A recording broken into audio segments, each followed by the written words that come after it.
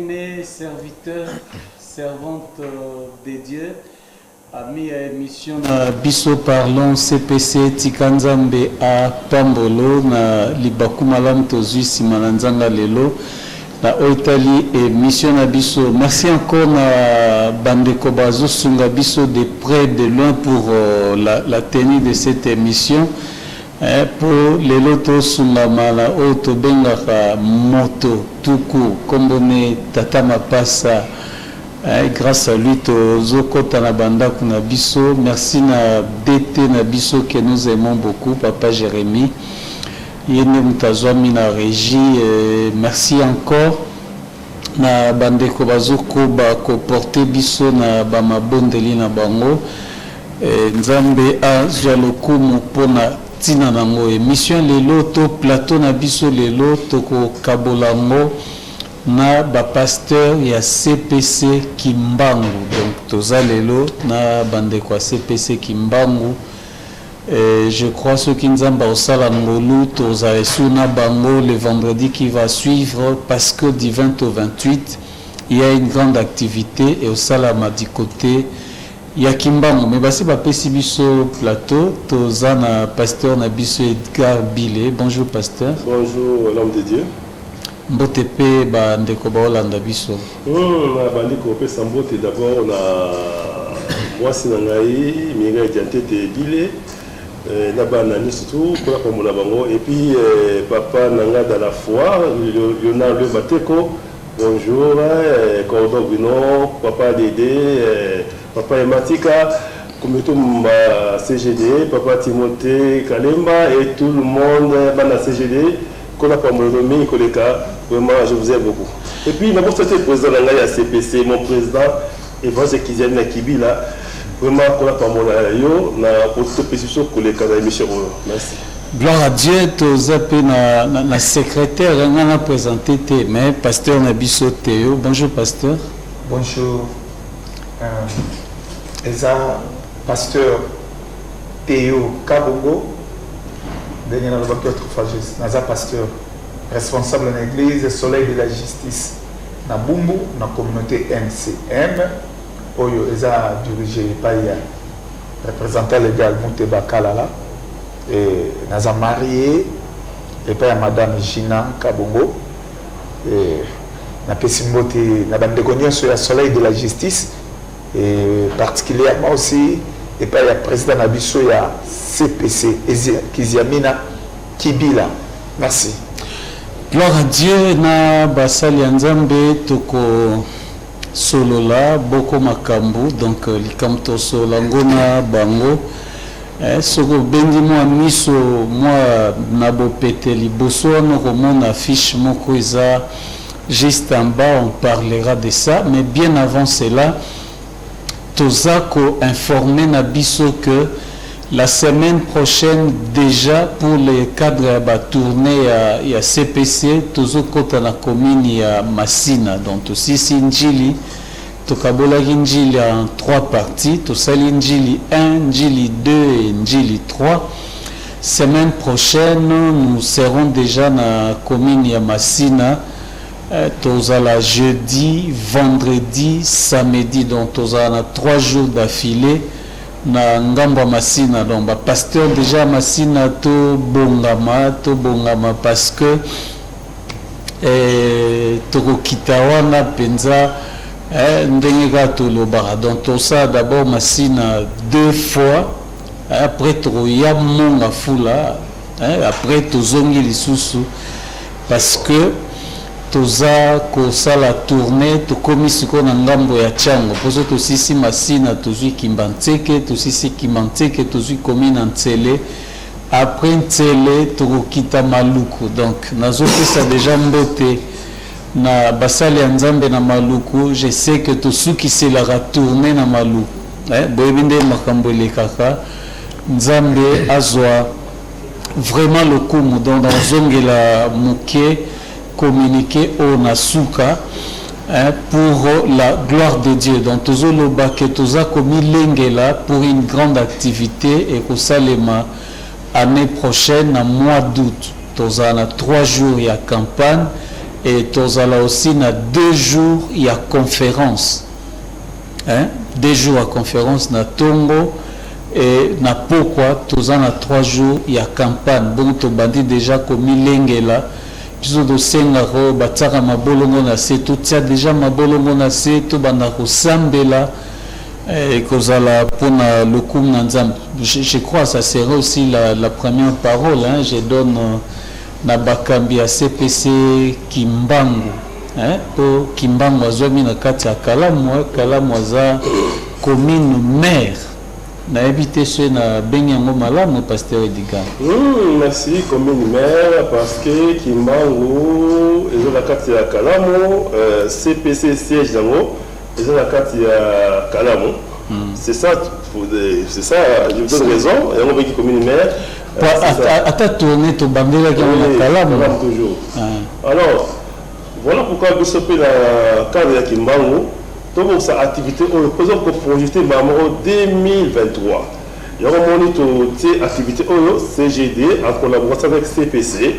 Vite les amis, non, dans 4 activités, pas pasteur au Bakoye, qui m'a aux environs.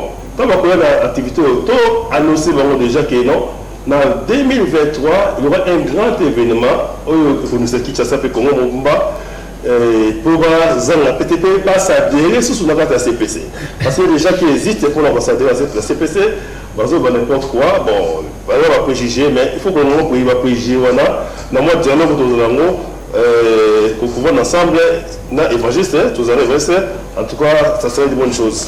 Gloire à Dieu, hein, pasteur Théo, tout ça, l'icamon, bon, quand il y a parlons CPC, si nous trouvons katikati ya basali ya Nzambe, ils ont quelque chose qui a trait ya kosangisa batu.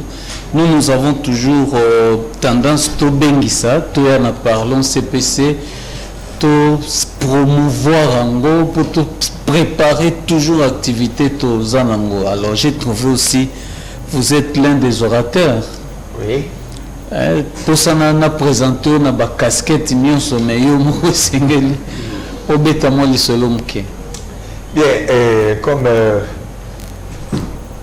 nous tout de suite là, nous avons un intervenant, un orateur, il y a activité où ils ont organisé. Mais néanmoins, tout le monde est-ce qu'on a une question au président. CPC, la commune à Kalamu, ils allaient maire. Maire, pourquoi? Parce qu'au monde a siège, on a Kalamu et l'activité mingi, il y a évangéliste et puis les qui na Kalamu. Alors, bisope le col a ce secteur il y a Kalamu, tout comme ça que le col a la vision il y a 2023 ils allaient. L'objectif c'est quoi? To sangisa basal na Nzambe. L'objectif c'est quoi? To ça un goût nouveau. Et pas il y a basal na Nzambe. Voilà pourquoi Bissoto organisé déjà CA pour nous préparer. Les bateaux CPC, mais ils sont de loin. Au bas peut-être on a bien intention. Mais moi je pense qu'il ne faut pas juger de loin.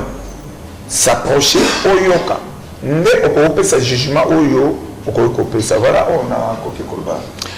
Gloire à Dieu, avant que tu annonces, c'est que tu partager na ba sali Nzambe. Moi j'ai toujours voulu koyebisa na biso que CPC a télémara pamba te. CPC azara vision, CPC azara aussi une mission.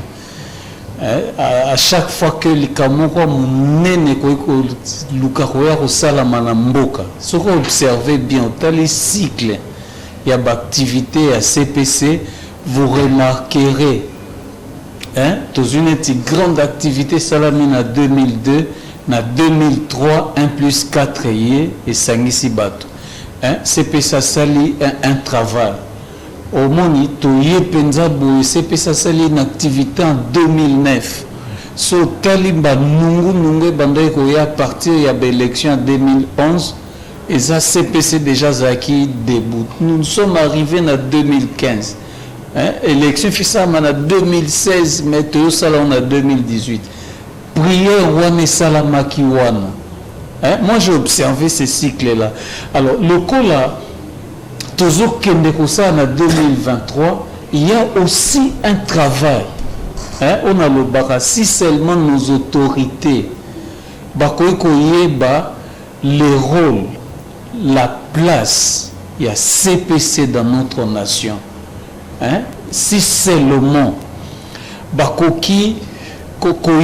que c'est grâce à l'activité à CPC de bika kimia par après à Pasteur Edgar.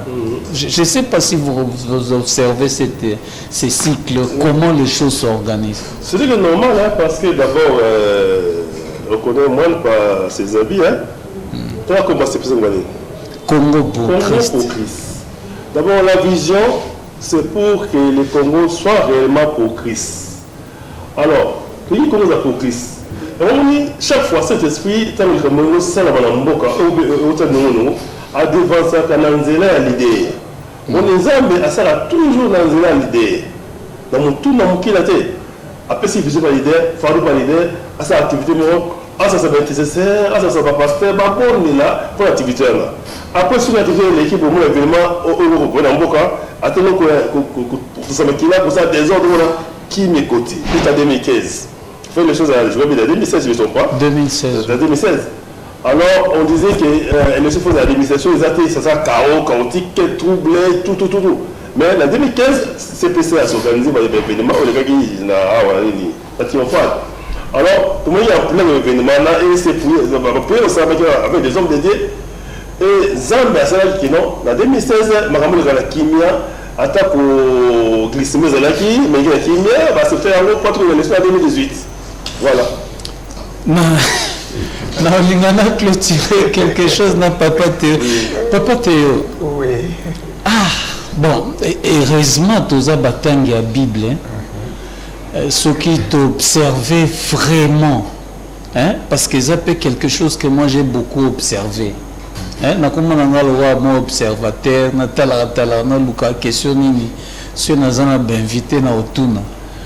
Au monde, les Congolais facilement y croient à un étranger, hein, qu'à un national. Mais ce qui te look dans la Bible, et ça va signer la malédiction, non? Quand la malédiction est dans la Katia Mboka, c'est l'étranger qui viendra prospérer. Et nous sommes là, c'est comme une main noire. Et c'est la prière, c'est quand nous nous rassemblons tous ensemble là. Hein? Mais tu vas dire que on dit manat.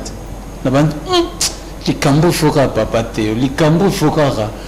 Hein? Les cambo attendzamba utiliser X na Y.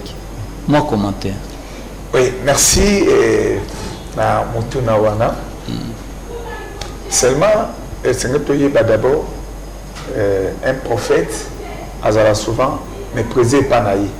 Mais la Bible peut le dire, ceux qui sont étrangers, aïe qu'on domine, ils appellent aussi mon corps, il y a des signes et il y a des mais nous, quand le corps est dans Nzambe, le corps est dans Nzambe, tu connais que ça là, tu mets en pratique Maluba, ou biso toujours au yoka. Tu mets en pratique Maluba, ou biso toujours au thé, et biso toujours au temps. Au moment où il y a sunga biso, tu mets en pratique. Tout l'homme m'appelle Makambo, il y a étranger, il y a pour dominer. Avant Makambo Nzambe, il faut étranger. Parce que c'est dans le domaine politique. Avant Makambo, il faut qu'il y ait un étranger. Avant Makambo, il faut étranger. Voilà, c'est un mauvais signe. Mais nous, quand on a tout réussi, on a tout le monde malade. Et là, quand on s'est dit, tous avons confiance, il y a biso na biso, et tout le monde dit, biso tous na confiance. Voilà. Gloire à Dieu. Bon, na bombika moi na lobananga parce que c'est une basali ngolu. Vendredi on a tout bandarata moi mon na monoko pour traiter un peu de telles choses, nous encourager de nous accepter l'un et l'autre. Hein, kota la question qui musala mo bozo sala mana ndonde ngote musala évangéliste maintenant loba toza ko sala campagne. Hein? CPC na Kimbangu baza organiser une activité na benga moté pasteur Edgar a l'activité. Non, c'est notre activité à nous. Donc natia maboko. Je crois parlons CPC. Toujours fongola siko moi teketo bon ici. Pour commencer à parler avec vous, je commence avec vous, pasteur Edgar. Qu'est-ce qui s'organise dans CPC Kimbangu? Donc, du 22 au 28, il y a un grand événement pour le CIAP. Donc, on a la 3e édition. Ça veut dire séminaire évangélique et apocalyptique. Donc, ça va nous belé pour tout comprendre les pensées ensemble pour la balle à la Tawasuka. Ali bazaloni, baveneni, bataneni, bazaleni, la Tawasuka. Mais tant que vous avez la balle, voilà, partie évangélique. Évangile, c'est la bonne nouvelle. La bonne nouvelle, c'est ça monter ma moto. Évangile a dit qu'il c'est la bonne nouvelle. Il y a des soins qui croient toujours ma part, donc c'est ça la bonne nouvelle. Il y a qui, comme c'est ça la bonne nouvelle. Il y a c'est ça la bonne nouvelle. Mais il y a aussi une partie apocalyptique. On peut dire que ce sont des événements malheureux. On a préparé la tango à Souka. La tango à Souka, si on a même après enlèvement, voilà pourquoi la côté apocalyptique est pas autour de la société Makassi. On fait comprendre le monde, tout les chrétiens, tout les païens, que Bozolia, Bozobala, Bozobota, Bozoswami, tout comme ma parole, c'est la bonne nouvelle. On va se rater, on va pas Pongo. On a Pongo, attends, on a toujours Moutina Nicolo, Azabo la société, Azuzela, Amata, on a Pongo, juste on a Pongo dans la société. Tout bien, la Basoso. To bala na basoso, to bota na basoso, to sa mama na basoso no bazaka. Mais tant que le bobeta to mata. Nazomelo papa pasteur Théo. Makambo bozoya nango toyoka ngo kala na église nazo kanisa quand on était encore des enfants, biso tina école pendant kabola biso mo ba livrer na mo livre moko mke batia motema ya mutu. Ya moto aza na masumu batie banyama na kanza soki abengoli motema basukoli motema wana Yesu akoti Saint Esprit aye na balivre bongo emonanaka mpenza esu te. Alors quand vous organisez un séminaire pareil, alors que petit à petit ces enseignements là est comme rare, vous bosozwa litambe nini ya liboso litambe nini ya mibale pour avancer. Merci. Nama motuna wana eza vraiment motuna moko esengeli. Pambate na ntango ya kala totangaka balivre wana balakisaki biso et soki mpe tokokoloba biso lelo soki toza oyo tozali na nzela na Nzambe, c'est parce que eza nde baenseignement wana moto esali biso totelema tozala enraciné ndenge toza lelo. Mais okomona nsima mwa ntango baenseignement wana ebungaki e baoyo batikali na enseignement wana batikali bato moke oyo bazolakisa bato ke nkolo Yesu akoya. Mingi batata bakoti na oyo ezali le matériel, ata batali oyo ezali ya siècle présent. Mais ce qui est vrai, nkolo Yesu Masiya akoya. Na ningi na batelo komoko eza lokola une génération. C'est-à-dire même si bato nyonso babungi, il y a une génération oyo ba théologien ba benyango la génération du reste fidèle. C'est-à-dire même si bato nyonso bakokufa na tango ya Noé, il y aura toujours une personne au nom de Noé oyo akobeta lisolo. Même si bato bakokufa na tango ya Lot, il y aura toujours une personne oyo kotikala abeta lisolo. De la même manière, le lot d'enseignement na ebungi, il y a une génération où batikali ba dit peu importe ce que et comme il est là, mais Jésus reviendra toujours. Et là, la génération on a des aussi tolinkola qui ça. Tolinkola ça peine à bana o ya biso. Na ba génération o koya quelque chose mieux surtout ko sala totika la kotia na mitema na biso que un jour Jésus reviendra. Merci. Pasteur Théo, merci. Je crois que Ndeko Bazolanda Biso bandi déjà au comprendre nini to yenango. Qu'est-ce qui s'organise na Kimbangu. Je crois na bandage mission j'ai commencé avec papa Edgar. C'est quoi question nanga liboso na banda na yo. Na sala boya. To que une mission bongo. Pasteur Théo, on a besoin na memayo kufungola jibesière. Na peso ta combat David pour dalina taliso montomo nazo benga Goliath. Na combat Goliath te mais na ina benga na combo ya antéchrist. Dalina benga na combo ya antichrist parce que musala na yezo monana pour ne pas dire que à partir de Moussala Naye, petit à petit, ces enseignements-là disparaissent dans quatre nabiso.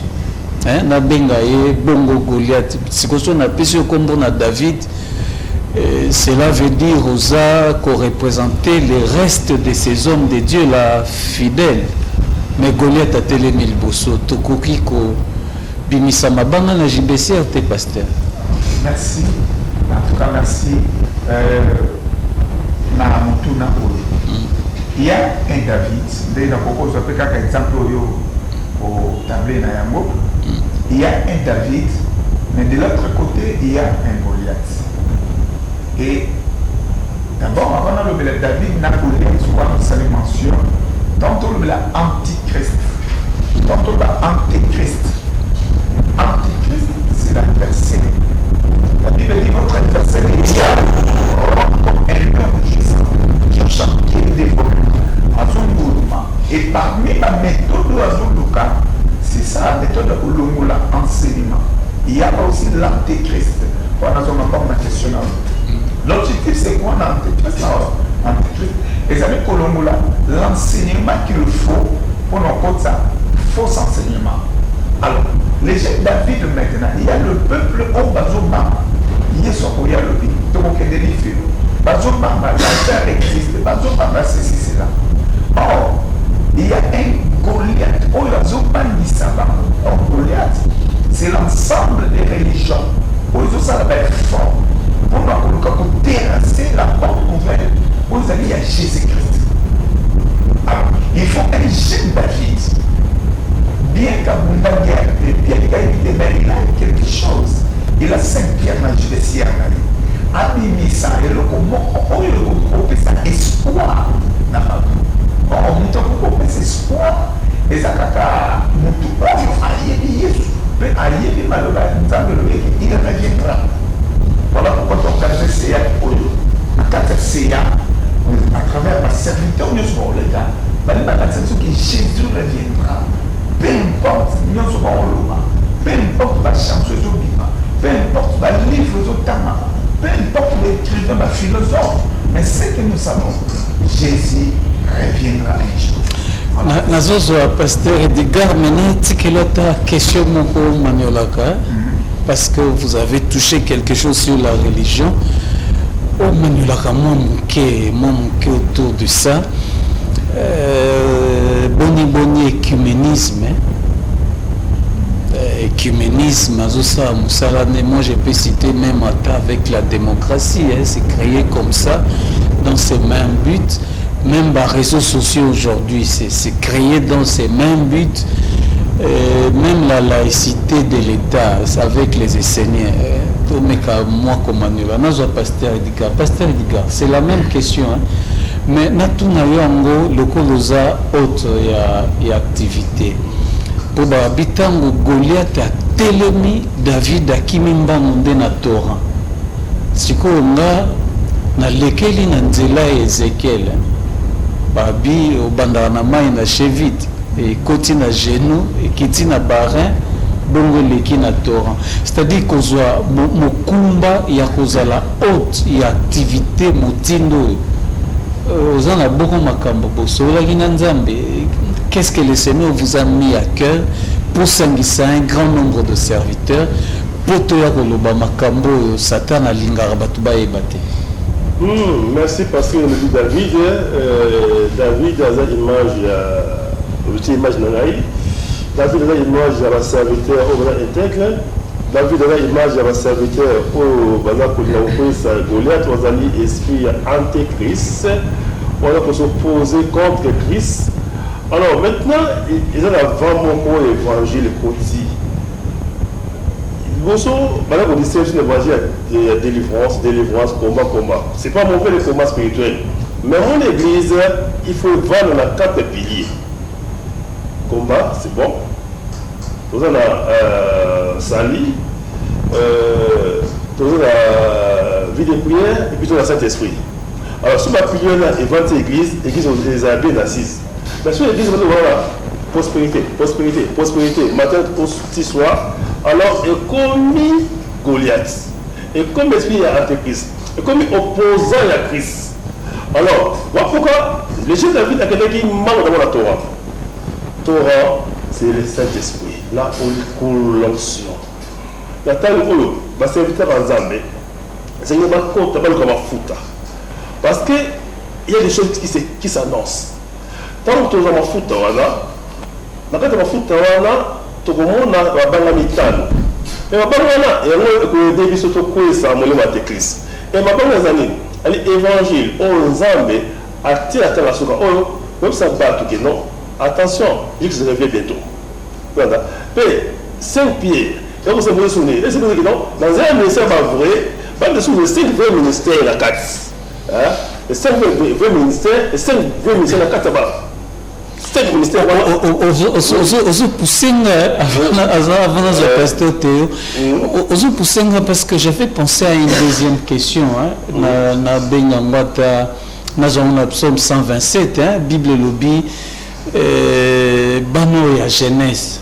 C'est ce que vous êtes en train de dire, non? Vrai, Babimisa 5 pieds pour Bano Bakende continuer Moussala. Voilà. Il faut trouver ça Goliath. Biso toi on David. On évangile on a l'enlèvement, il y a tant de choses à sauter.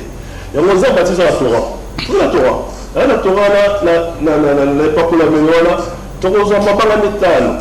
On va gêne au Korea. On va évangile là. On est en quoi ça Goliath ensemble la biso. Voilà. Biso na bango, nous sommes ensemble après de Goliath quoi. Et puis c'est pas les 5 pieds qui vont être maîtrisés. Une seule pierre. 4 pierres, on a. Ils ont comme ça là-haut. Pasteur, on rebondir aussi à la même question de Tony Pasteur Edgar. Mais, quand il y a soif pour ma religion, ça fait partie de ce que nous sommes en train de donner. Merci. Pour répondre d'abord la première question, Pasteur Edgar Aoutkoloba, les 5 pierres. Moni David, pour Ambin Salibamba ou Bamba Goliath, Bible dit à Kendaki na Torah. C'est-à-dire ma bamba abimisi à le côté on a des bandes parce que les bandes ma banga c'est-à-dire c'est dans la profondeur. Pour moi pendant la bande on a cheville hein. Oui. Expérience on a cheville. Expérience pendant ma bolongo, il y a barin. Oui. Pour comme on a Torah, on ne peut pas jamber, on ne peut pas brûler les étapes. Exactement. C'est dans la profondeur.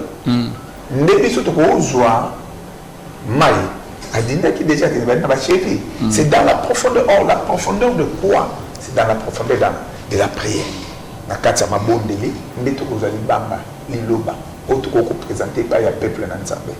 Et le comme balé ezali omoni tarkwa flèche ezalaka soko bendi ezongi sima mais soko lâcher ekendaka musika mais ekeka boeteke avec un objectif. C'est-à-dire pendant que ba mususu bazoleka na côté ya la prospérité nyonso on en disconvient par exemple mateya toujours d'accord mais surtout quand il y a une génération oyo ngana benga bango la génération du reste fidèle et c'est cette génération autant de gauche droite pour atteindre l'objectif qui est Jésus revient. La question, il y a encore la deuxième question que l'œcuménisme, la démocratie. L'œcuménisme, c'est quoi? L'œcuménisme, moi je l'ai défini comme étant la force de l'homme, la religion, la force de l'homme pour atteindre un Nzambe. Mais le christianisme, c'est Dieu lui-même. Je donne un exemple dans la Bible. Christ a encore fait la croix, et tant que assurément cet homme, c'est un homme de Dieu. C'était le jour de la Pâque. Il y a un groupe déjà qui m'a dans temple. Autant comme dans temple, il y a un temple de ressources qui n'a pas vie. Mais curieusement, on va continuer à laisser. Or, le même jour, il y a un sacrificateur qui va partager le pain de proposition. Et subitement, au même moment, rideau et temple bandiko parce que dehors en bas. En réalité, il pouto maman là parce que la ande nassé.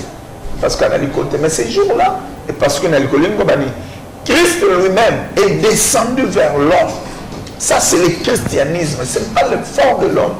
Pour que vous alliez très sain, vous n'avez pas besoin de vos efforts. Vous avez besoin de la grâce et de la puissance. Ça c'est bien dit. Venant du pasteur Théo, je comprends. Je comprends. Moi, j'aime mon plateau les arabes, surtout Fungoli Likambo. Pour nous parlons CPC. J'ai toujours dit ça. Nous parlons CPC. Dans la Bible, semble y a quelque chose sur le ministère. Parce que quand vous arrivez là, tout Fungola Makomi, ils ont na pesa na éviter na pesa combat Joseph na pesa combat Élisée parce que na kabola viso moi question parce que dit na Joseph na Élisée poni nan bon éviter il y a pesa là na surtout parce que Joseph na pesa Joseph et na pesa Élisée parce qu'on a bande question na Joseph. Tata Joseph, nous allons continuer en Égypte. Nous allons makasi. Nous allons kanga kino na Canaan. Hein? Na boy na betali solo nous allons ndenge to tanga kaona kati ya Biblia ke babaki boyoka nzala liloba na Nzambe. Hein? Na boy ndena loba wana na lobi te na kanga ki micro na lobi bongo te. Nzala nde siko ekoti. Bayoko tuna na Pharaon biso tozana nzala Pharaon mitala le binga azane ya nakopesa bino te bokende pa Joseph nde yo ndimiti siko libota na nzambo yo bazana nzala ya parole akomi ko luka bate ya ye mais bazoye bisaye koko ya bakoko na bino muta lokaka bino sima moi j'ai déjà vu quelqu'un zo sala délivrance il y a blessure intérieure, hein? Comment il a difficulté de comprendre que comment on peut faire délivrance à blessure intérieure. Bazananzala, Joseph, Sabisoni. Ok, merci. Peuple Zananzala. Mais dans le cas de Zanzala, on va comprendre que le roi Aza. Et roi, d'abord, le roi est constant. On va comprendre Nzala un peuple. À autant de la commis quelque part, à mon Bassini Baleba au soir. On a un gambo Élysée. Yo, bonagi Joseph. Oh! On a dit la continue à gambo Élysée. Tout ce qu'on a Joseph. Ok. Joseph nous a les côtés, bazo luka solution. Roi Penanga Bounaye, Azangi Maye. Même quand nous sommes roi, il est dans l'autre. Nakata Nzala fait. Nzala Rwanda l'autre. Et dans l'autre roi, baluki ba solution examinée. Et ndeba ko beta li solo ya mwana mobali moko. Joseph was en prison, on a koki ko changer makam. Akoko pesa ndimbola. Ndenge ni to ko sala ke Nzala ezalaki. Et tant que ko so elenge mobali oyo azalaki ne na prison. Oyo tout le monde apparemment physiquement va voir na ke il y a lui. Mais tout le monde va y aller le cambo ko loba. Et de la même manière, quand il y a la révélation. Et là, il y a le badini na sika wana. lelo baza na posa ya liloba nzalo tozoloba eza na nzala kwanga na lipate nzalo tozoloba eza na posa ya liloba ndenge bilobi na ntango soka bakoma na posa ya liloba et na ntango wana toza na besoin ya baserviteur oyo bakoya komemela biso message oyo kopesa biso elike quel que soit bapasi toza na yango eza na nkolo na biso akoya okonsole biso. Voilà l'importance aussi ya seya oyo. Merci. Je suis content. Révélation nangana ozonga. Tu peux savoir comment Élysée ezata pasteur te akoti déjà makambonga le bureau azotambo akuti ba mama mibale ba oswana ba mama mibale na pisa bango komba l'église lelo en principe to ko swana kate hein en principe nzala soke ezali tout fungola na kati ya révélation te to betaki lisolo ya JBCL to beta pe lisolo ya grenier te to bombaki nini mais bato bazoswana balobi soki natiki motu Élysée lelo c'est que bato bakontinu koliana tata Élysée maloba na mboka na oui soki atiki bato na ntango na baoliana pourtant bandaka koliana basali benali kele baoliana bango bakoma koliana déjà moko ndameki mwana moninga yango bazoleka leka mikolo yo te c'est que on a les faux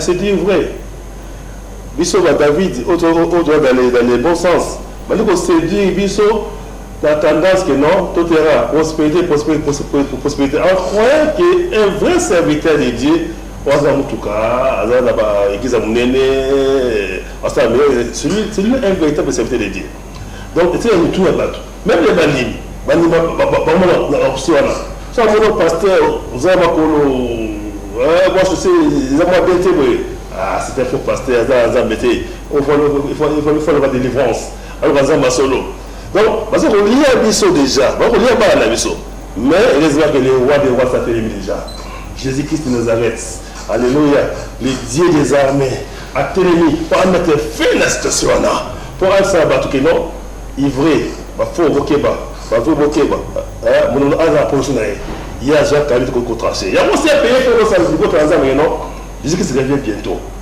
pour a tranché à Kabola à Katalikambo et nous nous parlé pour ça na question bona na mesa na ponate nani question na tia na mesa abi soko za berger et la qui oza na bergerie soko za na bergerie et la qui oza na troupeau hein na tia na mesa na kabolite soko za berger et la qui oza na bergerie Sozana bergerie, l'action Sozana troupeau. Si vous ngambu, Sozana troupeau, les bêtes féroces, hein. C'est bayo kinzala, nekuna baoya. Si vous faites ba côté na bergerie, makambo bebit. Na habité ceux qui peut miser na biso toujours mon que ba mouton noir, ba si ba côté la biso na bergerie. Tous ces acquis pour toujours veiller te na tuneka berger. Bergerie, notre troupeau, qui prend la parole parce que toi qui es pour jeter. Il y a un berger, il faut un oulette na bâton. Parce que le bâton est très important pour la aider. Tant que vous avez un côté, pour vous lire ma pâte, bâton pour aider. Na bâton, vous pouvez Papa dit que c'est la parole. Il y a un sangoté à manger des brebis. Les gens parlent langage. Il y a pas de nayo. Il y a la deux. Ba manger. On s'est payé, c'est quoi pour ba vrai serviteur, on va bâton na bâton na oulette. Nana oulette. Parce que ceux qui vont manger des brebis vont continuer na na bergerie na yo.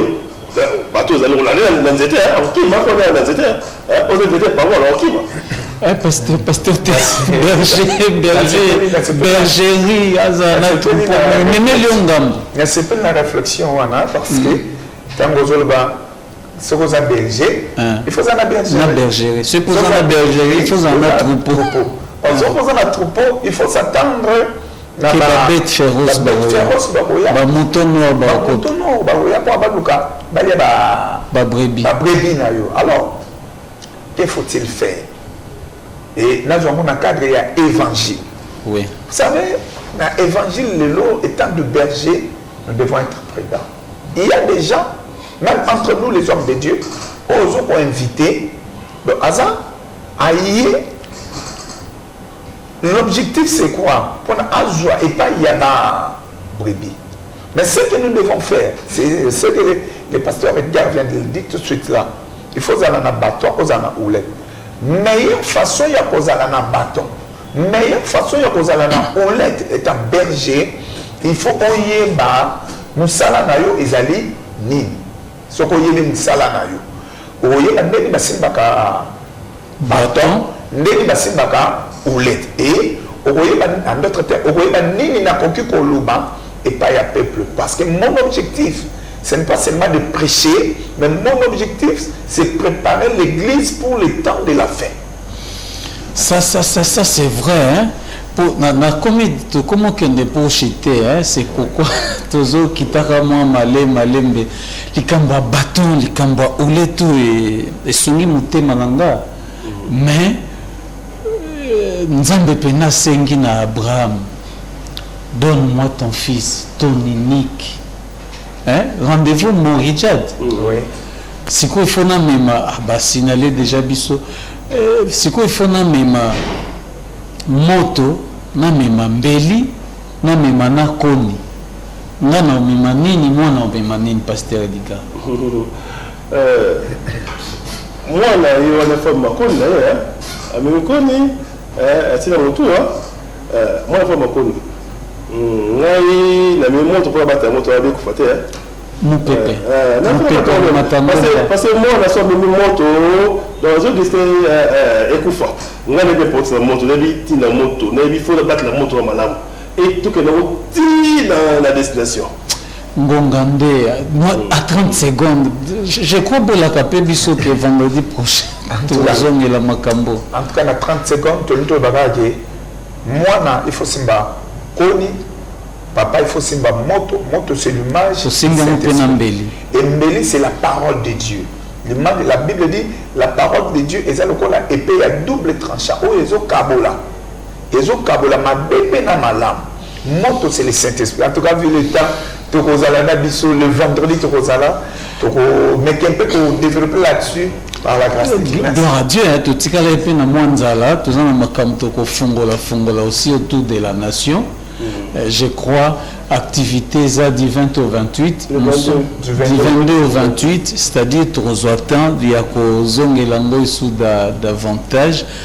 Je crois dernière parole activité en Wana CEAP séminaire évangélique apocalyptique haute eza papa Nabiso Edgar batei bangwana baza déjà aligné nzamba zolokumu merci Nathalie Mapassa. À 30 secondes, je donne 30 secondes à chacun pour nous appeler son numéro de téléphone et tout ce qui s'appelle émission. Pasteur Edgar. Merci. Le numéro de téléphone est 084 45 80 982. 084 45 80 982. Vraiment, vous avez un CEAP, puis vous avez appuyé en abino. Vraiment, on a vraiment besoin. Pasteur Théo, 30 secondes. Numéro de téléphone, Pasteur Théo Kabongo, c'est les 089 91 79 218. Et tout bien Sibino, tout père exploité, Jésus reviendra. Gloire à Dieu, mission Nabsoto commune à Souka, semaine prochaine de Tolobi, jeudi, vendredi, na samedi, tous en la sortie, na cadre à tourner, tout ça la CPC. Cette fois-ci na commune à Massina, mais tous appelés na tour moro tout ça na commune ya Monga Fula avant de continuer. Merci encore à la grande famille Matari qui nous a donné la Polynaise. Nzamba Pambola Bissonios, je crois qu'à la thé. Tokozalana ba pasteur Nyonso dans cette fête là et aux alapona lokum Nzamba. Donc merci encore Basali Nzambe. Tout ce na moi soif mais vendredi prochain tu recoutes à l'issue parce qu'il y a beaucoup encore à dire. Que le Seigneur vous bénisse. Merci beaucoup. Merci beaucoup. Bye. Bye.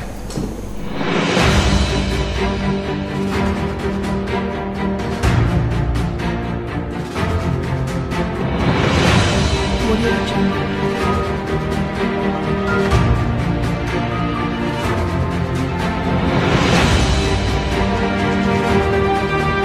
Audio Jungle.